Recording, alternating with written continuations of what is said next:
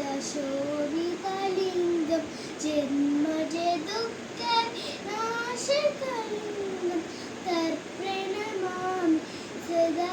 शिवलिङ्गं देवमुनिप्रवरार्चितलिङ्गं कामदहन करुणाकरलिङ्गं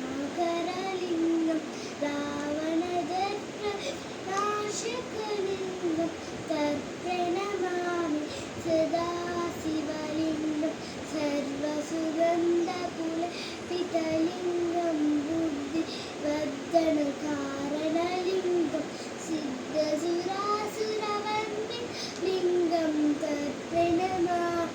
सदा शिवलिङ्गं कनकमहामणिभूषितलिङ्गं परिपरिवेष्टितशोभितलिङ्गं दक्षसुयज्ञविनाशकलिङ्गं